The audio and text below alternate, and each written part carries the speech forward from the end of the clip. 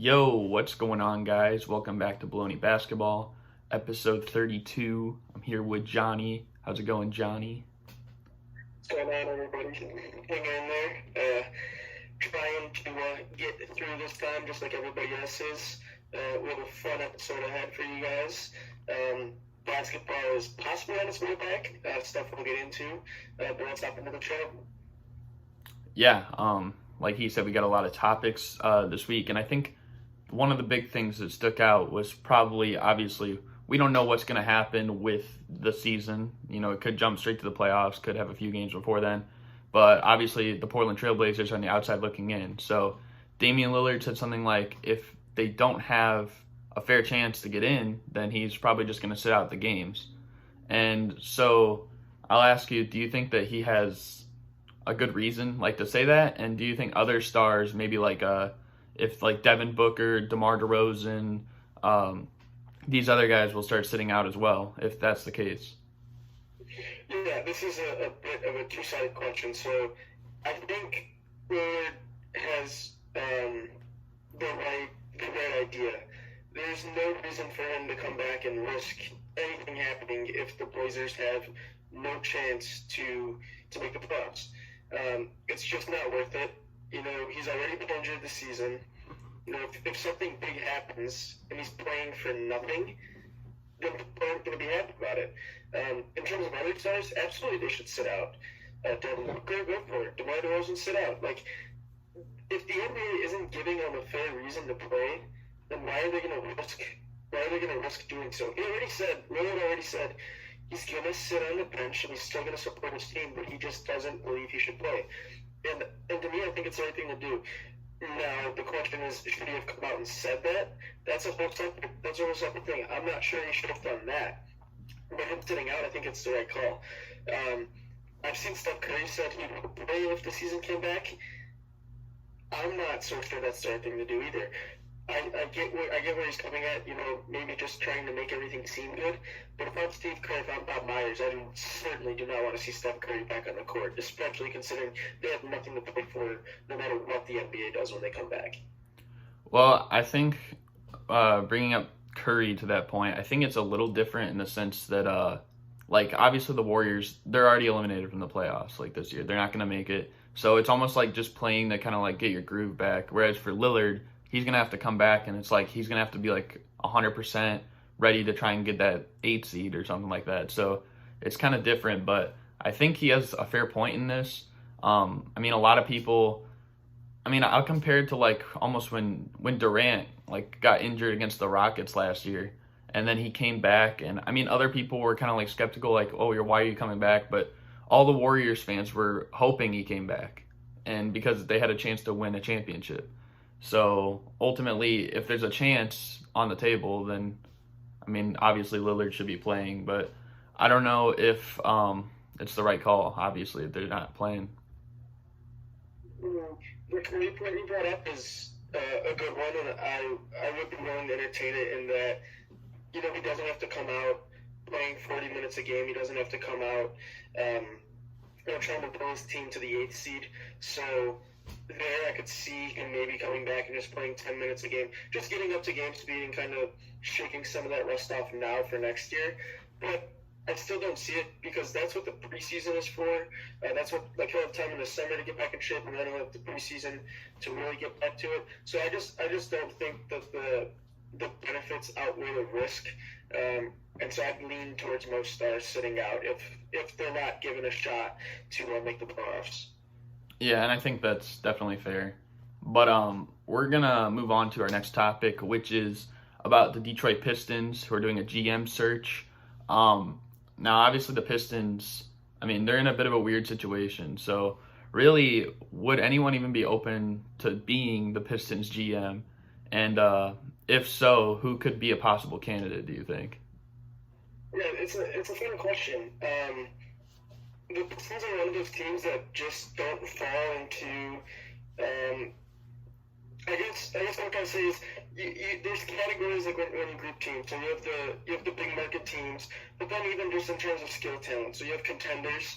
You have teams that are just very bad, lottery teams, but at least have like a young guy that they have some hope with. And then you got teams that are stuck in the middle. And then you just have the Pistons, who appear to be in their own category. They're not good now. They haven't been good in the near past. And they don't have a great future ahead of them. Your building blocks are Sekou Doumbouya and Luka, both of which I'm going to project to be role players in the future. You have somebody in Blake Griffin, but it's an older Blake Griffin, an injury-ridden Blake Griffin, and a Blake Griffin that's guaranteed $36 million next year. So good luck with that. You have Derrick Rose. Who knows what he's going to do this offseason? I don't think he's going to end up coming back to Detroit. The one, shining light, I guess you can say, is Christian Wood, but it appears that he's in for a pretty hefty contract, at least before this whole COVID thing happened. So there's just a lot of things to consider. They're not in a big market. People don't gloat over Detroit. The team's not good. They just seem like they're lost in the middle of nowhere. And so I don't even know who to consider for possible GMs. So again, I'm assuming. So when you have a team as bad as Detroit, you're most likely not going to hire within your own system because your system just hasn't worked. So I'd look towards some of the better teams, assistant general managers, and see if you can get something there. But I don't really have a big lean on who it will be. Yeah, and I mean, I was kind of gonna bring up the point of them not being a big market. They don't have a good future. I mean, even though the Pistons, even though they do have 3 championships, which is a lot, that's more than probably 2/3 of the teams, but they really haven't had a great history. I mean, they've been good for the mid 2000s and the late 80s, 90s time, but that's really about it. I mean, other than that, they've been mediocre or way below mediocre, especially in the last decade. So I don't know anyone who would be interested in that job. I mean, I guess one person that could be on the table. And I know he's kind of interviewed for other positions as a GM, but he hasn't taken any. And he used to play for the Pistons, and that might be Chauncey Billups. But I don't know if he'd be willing to actually, go there. Yeah, it is interesting. The last couple of years, Chauncey's been great on TV. He's been great working for ESPN. And he has been rumored to look for a GM job. But it's just, Detroit is just one of those blah cities, the blah job. People aren't attracted to it, and I just don't think they're gonna have a tough time attracting a big name. So it's gonna be tough for them to find somebody who the public sees as a great hire, in my opinion. Yeah, but that's not the only moves in terms of front office or staff or whatever. Because also, according to the Sun's Times, apparently the Bulls could be looking to fire Jim Boylen. So obviously this is big news for both of us. But do you think he will eventually be fired? And if so, who do you think will potentially replace him? I do think he's going to be fired, but I want to throw this one over to you first. I want to hear your thoughts on the firing as a whole, if it goes through. And if you have any thoughts on possibly who you'd like to see the Bulls bring in as their head coach. Okay, well, I think it's definitely tough to see who would be the realistic candidate. And I do think he will be fired as well, I should say that. But it's tough to see who's going to be the real candidate because, I mean, it's just a completely different system. Now, who would I like? Maybe a Mark Jackson would be cool, but of course he's been out of the game for so long. We don't know what's going to happen there. But I don't know. I mean, it's gonna be really tough to see who they end up getting. But I mean, who's worse than Jim Boylen, in my opinion? Yeah, I think it's about time. It's been time for a while, and I don't think that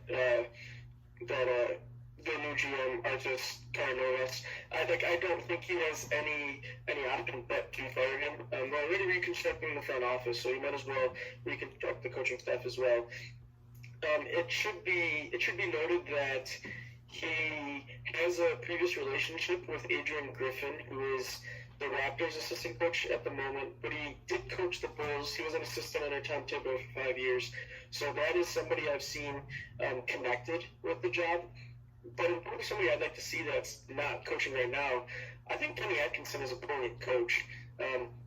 He left the Nets, and the rumors for him leaving the Nets was because, well, it was a couple things. One rumor is that he didn't want to coach the personalities of Durant and Irving, and the second rumor is that Durant and Irving didn't want him there. So it's interesting to see what happens there. But I think Kenny Atkinson would be a great hire for the Bulls if they're able to get that done. Yeah, it's definitely a good person to bring up. I kind of slipped my mind like when I was thinking about like potential replacements.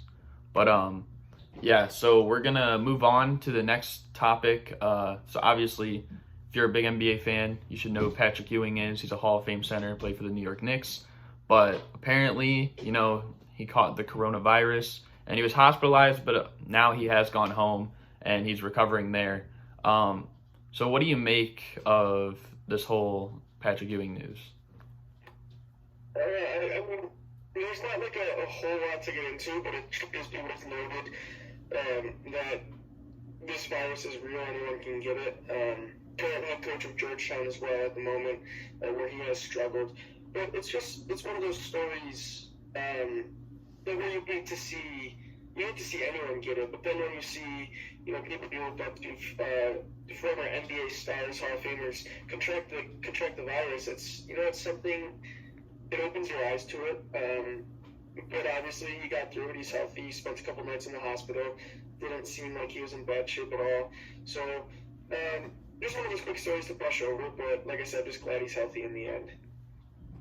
Yeah, I mean, I guess to summarize it all, just 2020 stinks. Basically, that's all I really need to say, because there's been so much stuff that's already happened. Now this, like, it's almost like what's gonna happen next. We're not even halfway through the year. So yeah, we need 2021. Yeah. So we're gonna move on though to the next topic, which is about the NBA season possibly returning, and continuing in Disney World in Orlando. So what's your thoughts on the NBA potentially keeping up the season in Orlando? So if the NBA has looked through everything, which I'm sure they have, they've had a lot of time off. I trust Adam Silver. If they feel that this is the safest route, then I'm in. But with that, I don't just want them to pick the safest route. I want them to pick the safest route, given that route is safe itself. There's a lot that needs to have been thought out.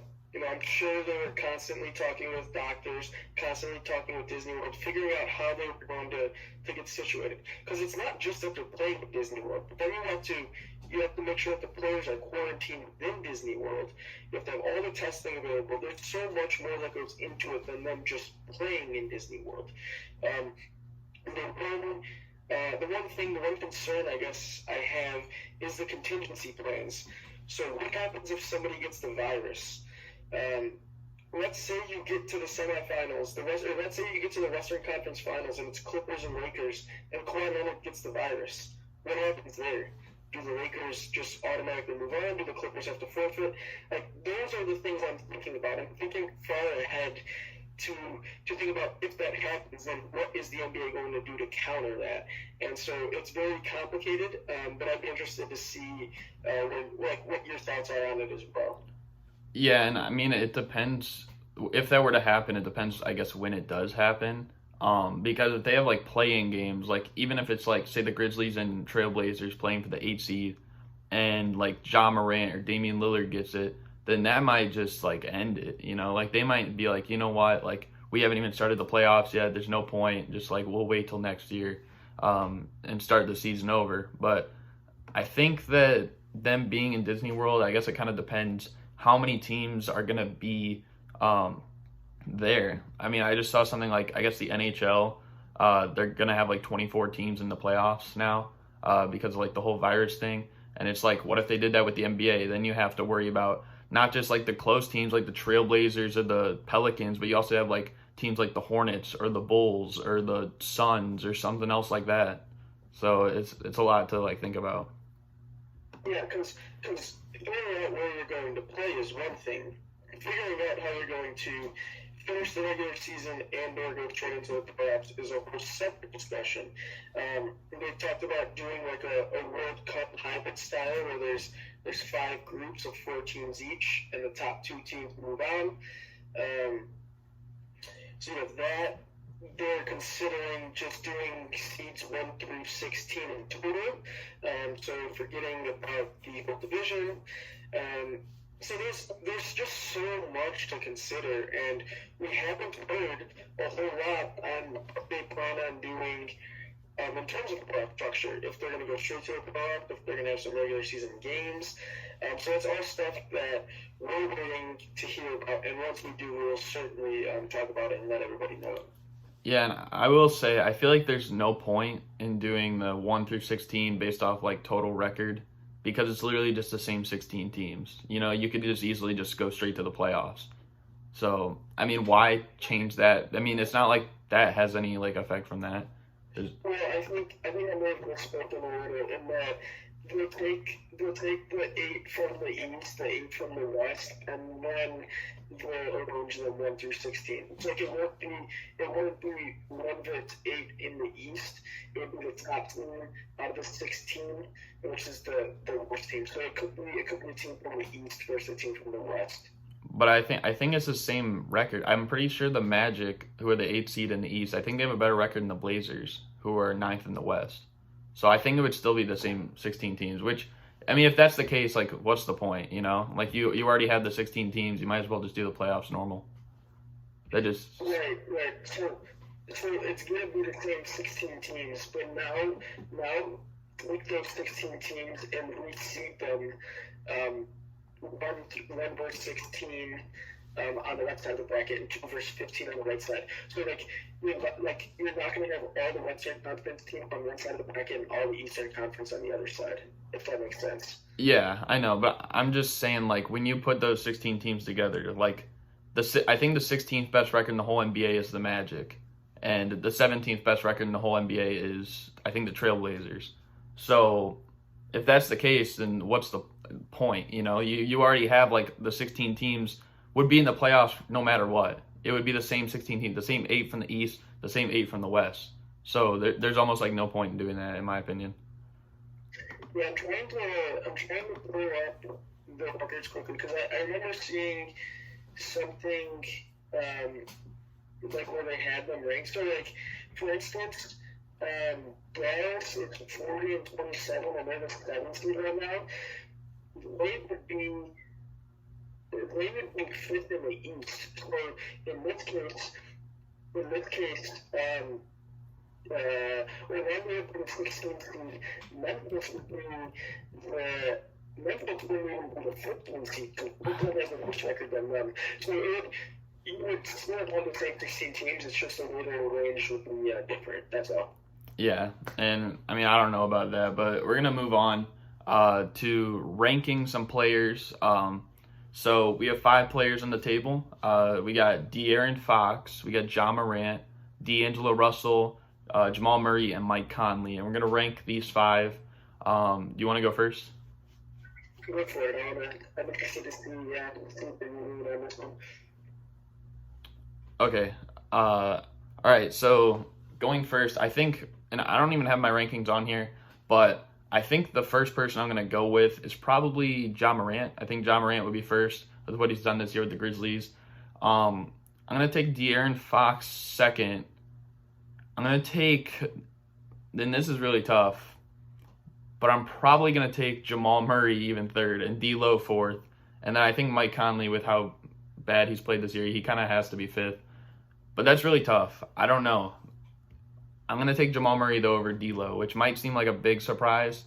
But, yeah, that's my order. So, for me, I actually think De'Aaron Fox is the best player of these 5. We haven't seen him play a lot lately due to injury. But he's just so tenacious on the court. He's so quick. I think I take him over these other 4. So, actually, Jamal Murray second.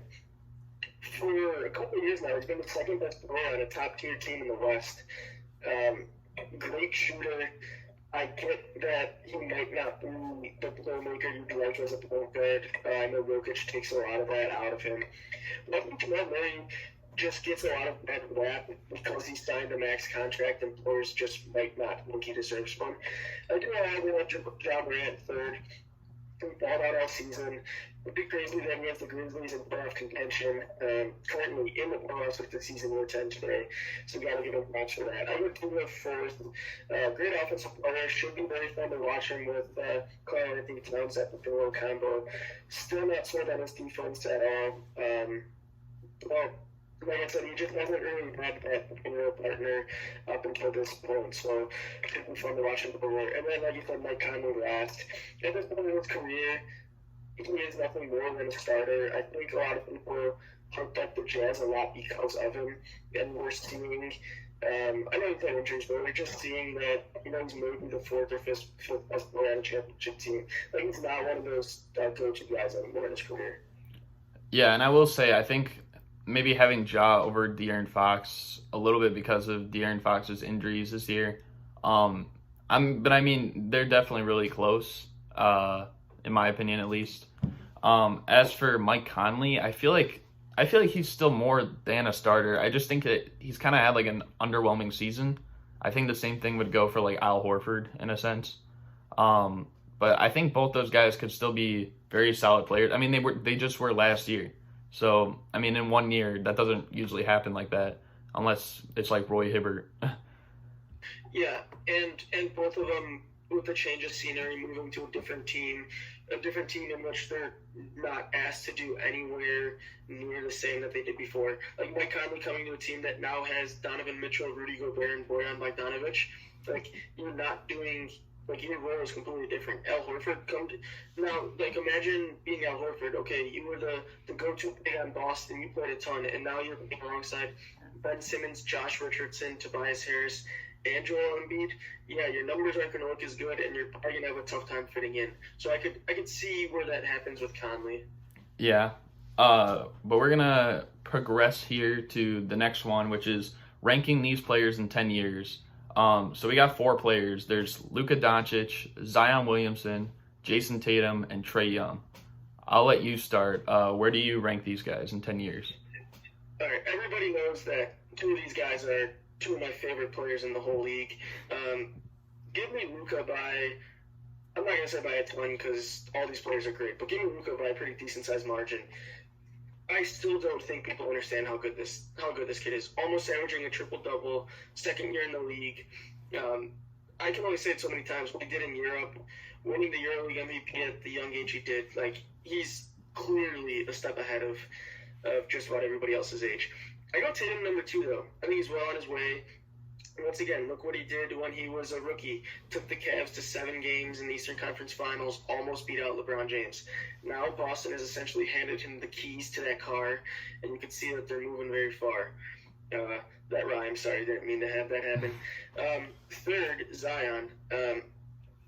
Almost like I'm saying, Zion is like a little jump away from becoming an all-world player, or like considered to be one of the best.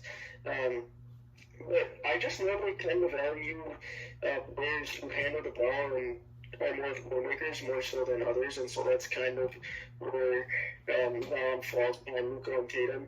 And then last, I have Trae. He's going to be really good. He's going to make All-Stars. He's probably going to make some All-NBA teams.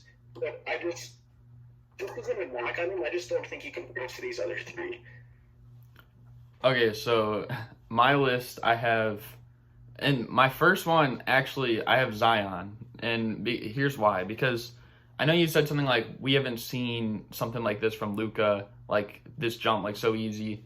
But, I mean, look at what Zion's doing already, and this is coming straight off an injury as well. And you could argue that his performance level in his rookie year has been better than what Luka's was last year.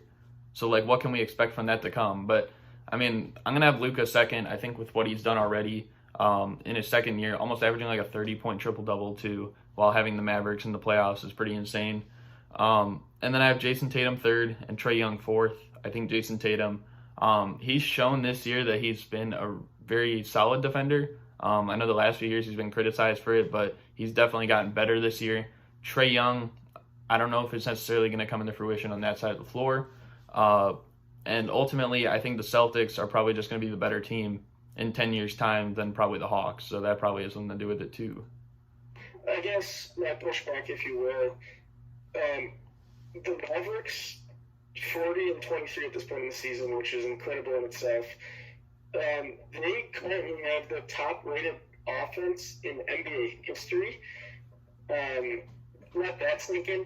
He has KD, who hasn't even been the Porzingis we know, and then a bunch of role players, I guess you'll say. When I look at the Pelicans, I know they've underachieved this year, but like there are some real guys on that team. They have Lonzo, they have JJ Redick, they have Brandon Ingram, they have Derek Favors.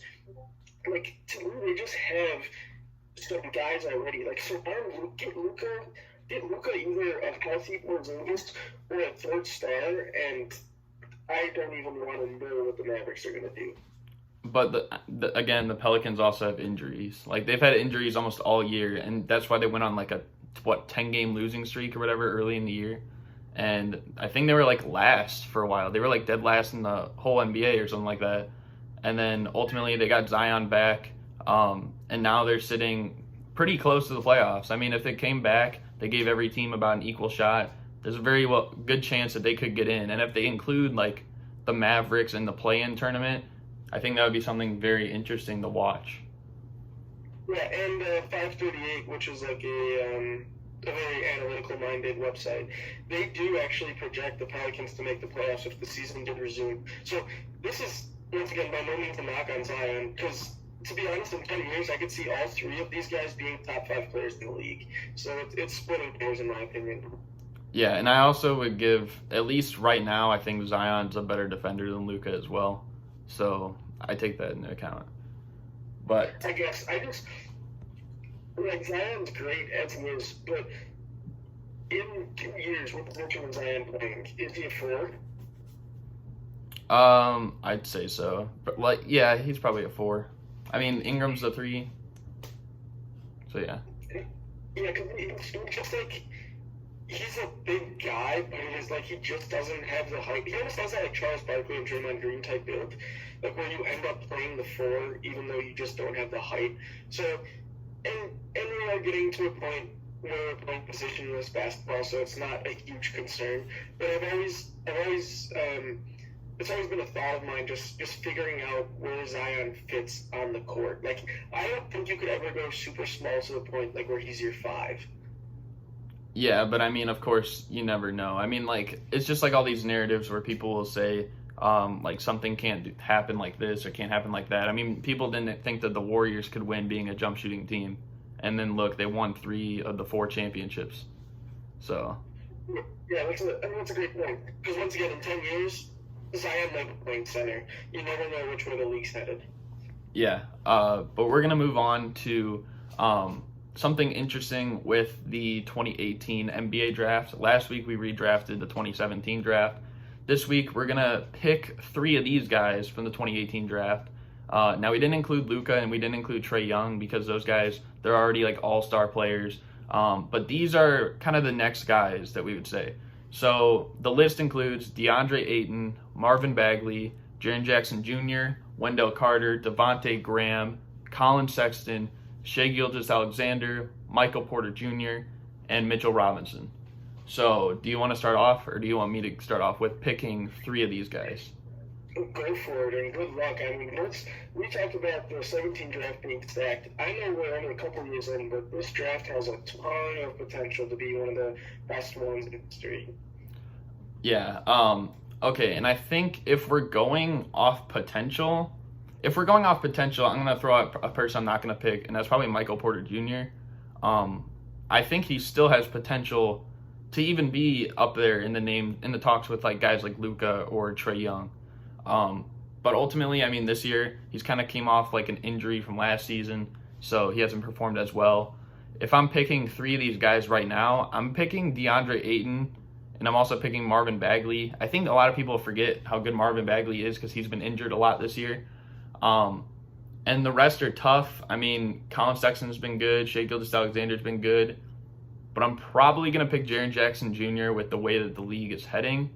I think I'm just going to pick the top the first, second, and fourth pick from this draft in Ayton, Bagley, and Jaren Jackson Jr. Interesting. I agree with Ayton. I agree with Jaren Jackson, and I agree with Michael Porter Jr. I had a tough time leaving him off because if I'm still looking to build a team in 3-4 years, Michael Porter Jr. is still at the top, certainly close to the top of this list. Was going to be the number one pick until he got injured. Was the number one player coming out of high school. The talent's there. It's just a matter of fact. It's just a matter of whether or not he can stay healthy. So where we disagree is the Marvin Bagley take. I'm not sold on Bagley. I'm more sold on Shai Gilgeous-Alexander. And this year we've seen Shai kind of be able to run OKC. It's kind of been his team, if you will. I know he has Chris Paul there, but he's the future of that team as well. I actually thought he was like my first pick. Like if I were to rank these three, like where I picked them, I went Shai, Ayton, and then JJJ in that order.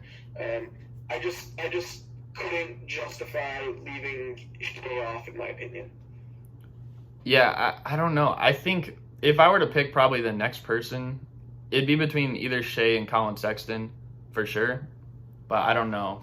I mean, I guess Wendell Carter's kind of underrated too, because he's been injured and his value is pretty important, especially in the defensive end. But yeah, I think the next person I'd probably pick would be Shai or Colin Sexton. But I mean, again, like potential, I'd probably say like Ayton, Michael Porter Jr., and then Jaren Jackson Jr. would probably be my three. Yeah. I would have those same three as well.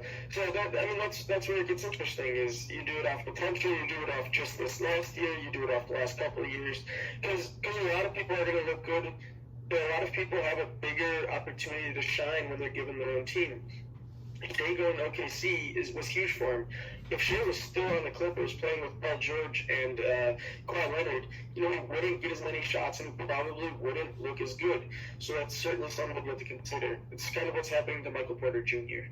Yeah, and that's a good point with MPJ there too. But we're going to move on to something kind of interesting. We're just going to like talk for a few minutes, I guess, about a career comparison. And it might seem pretty obvious, but it's Anthony Davis and Damian Lillard. Now, the thing is, and the interesting thing why I wanted to put this on here is because Damian Lillard, at the start of the career between these two, was the better player. I mean, he won Rookie of the Year.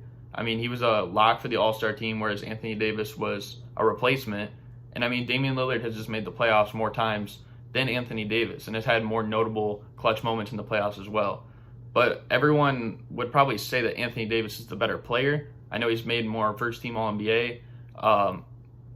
And of course he's a better defender, but what do you think about this? Do you think not enough people kind of entertain this, maybe? Yeah, I think that's a good way to say it. So both came from 2012-2013 draft. Anthony Davis played at Kentucky, Damian Lillard at Weber State, a small school.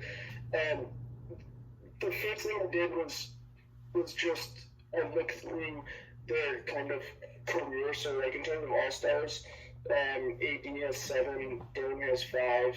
In terms of all NBA selections, 3 for Anthony Davis, 4 for Lillard. Both you said, or both were all rookie. We're on the all rookie team. Dame had 1 Rookie of the Year. Anthony Davis has some defensive awards in his name: 3-time All Defensive Team and 3-time block champion.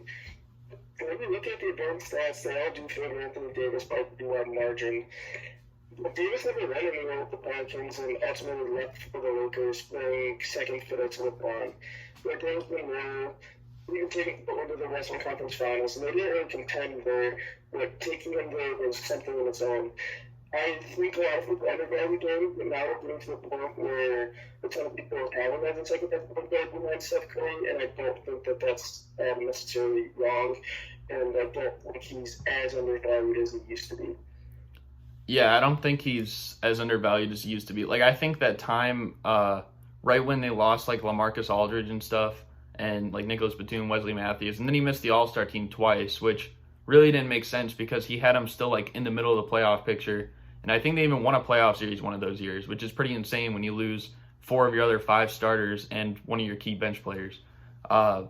But I think that a lot of people don't. I mean, I'm going to still say Anthony Davis is a better player. I think he's definitely the better talent. But I think more people should probably at least entertain this a little bit more, because you got to look at, like, Damian Lillard's been to the playoffs every year of his career except for his rookie year. And Anthony Davis has only made it twice.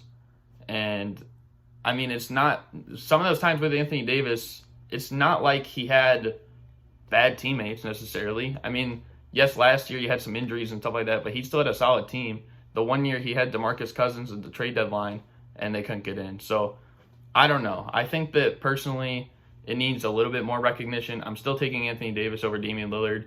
But, personally, for me, if I'm ranking, like, my top 10 players in the league, I have, like, Anthony Davis, like, 6th, and I have Damian Lillard 8th. So I think that they're closer than a lot of people actually, like, give credit to. Yeah, I think that's the conclusion, is that AD is still the better player than Damian Lillard, but it's closer than most people give him credit for. And that's kind of that's where I'd settle, in that most people think the gap is bigger than it really is. They're both top 10 talents. Yeah, for sure. But we're gonna close off the show with this little quick yes or no game. We have 3 topics that we're just going to say yes or no if we believe it'll happen. So we'll start off with the first one. So Jason Tatum winning an MVP, yes or no? Yes, he's going to win one in his career. I think he also will win at least one. I mean, I don't know if he'll win 2 or 3, whatever, but I think he'll win at least one. The next one, we got LaMelo Ball being the first pick in the draft this year, yes or no? I say yes, but I'm thinking the Knicks get the first pick. So it's a weird fourth question. If the Knicks get the first pick, LaMelo goes to them. If it's the Warriors, it's Anthony Edwards. Oh, you think it's Anthony Edwards if it's the Warriors? Oh, without a doubt, yeah. Jeez, okay. I was thinking it'd be James Wiseman. Okay, personally, I think there's a chance he could be the first pick, but I'm going to say no. I feel like most teams would pick probably James Wiseman before him, but I think he will be a top 3 pick for sure. Are you a Wiseman believer? Wait, what'd you say? Are you a Wiseman believer? Yeah, I think he'll be the first pick in the draft. Really? Yeah. Yeah, I don't see that. I don't even. I guess it's a debate for a whole other day, but I don't even see him as the top center in the draft. First topic next episode. No, but anyways, we're going to move on to the next one, the final one, which is a quick yes or no. Will James Harden win a championship? Nope. Yeah, I agree with you. I don't think he will. I think his best chance has already passed, and it was when they were up 3-2 on the Warriors a few years ago. Yeah, I think, like, obviously it's one of those things where winning championships is incredibly tough. You have to take into account so many things. Does James Harden leave? Does he go somewhere else? Do they bring in another star? Towards the end of his career, does he go win chasing? So it's one of those things where it's like just looking something out of the hat. It's just making that's not out of the hat, flipping a coin. It's just hard for me to put him to win a championship when guys like Kawhi or LeBron or Kevin Durant, like they've done it, they've won a championship, and they've showed it like throughout the whole playoffs. Where I haven't seen that from Harden, and I mean we also haven't seen it from Westbrook because his teammate. So it's gonna be tough. Yeah, and we've never seen a team try to play PJ Tucker at the 5. So yeah, so I mean it's definitely different, but I don't see it happening. But it's gonna do it for the show. Hope you guys enjoyed. Any last comments? Hoping to get more clarity on the NBA's plans to resume the season in this upcoming week, and if and when we do, we will be sure to alert everybody. Yeah, so stay tuned for future episodes where we'll be talking more basketball. Hopefully we'll get the playoffs around here soon as well, but really any games would be cool. Hope you guys enjoyed, and we're out. Peace. Peace.